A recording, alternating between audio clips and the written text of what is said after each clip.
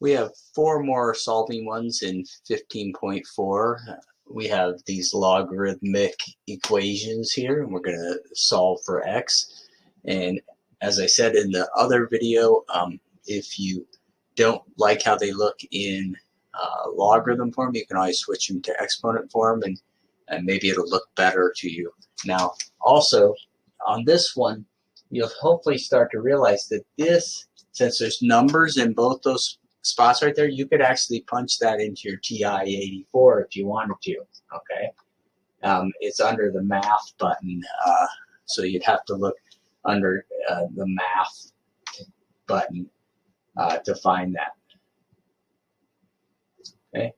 Now, if I switch this out of logarithm form, what I'm going to get is my base is 27, okay?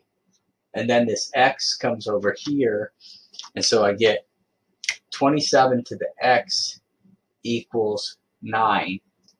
Now that probably isn't very helpful for most people, unless you're pretty good with radicals and you can think through this. And being a math teacher and doing a lot of these, I could think that if I took the cube root of 27, okay, if I took the cube root of 27, I know that that is equal to 3, okay? And then I would need to square that to get to 9, okay? So how do I use that? Well, if I think back to the previous module with radicals and rational exponents, I could think about the 27 raised to the 2/3 is equal to 9, okay? So that x is 2/3. So maybe not the easiest problem, but hopefully a few of you can see the logic behind that. Okay?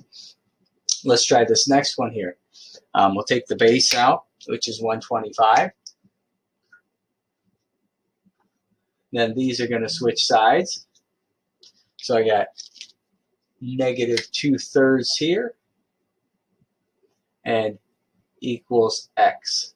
So what's this mean? Well, from our previous module of rational exponents, that means the cube root of 125 and then to the negative 2 power. So I have 5 to the negative 2, and then I have 1/25 equals x. Again, that's you could do this on your calculator, you know, if you're having trouble with this math here, but hopefully you can work through this.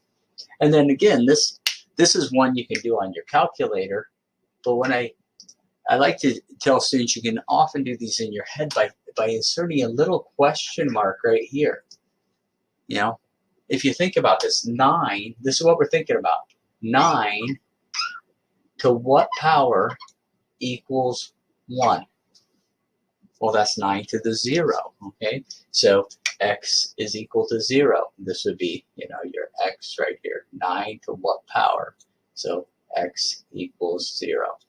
And you could punch that into your calculator, but hopefully you can get some of these without using a calculator. Okay, here we have the base is 6. This is going to come over here. This is going to come over here. So you'll start to visualize these and do them a little quicker the more you work with them. But here we get 1/6 equals x. Okay. So hopefully those don't look too bad for you. And it's all about being able to go in and out of these forms and you know, switch it to a form that looks good to you, and then think about it a little bit logically. So you know, good luck with it, and we'll move on to 15.5 next.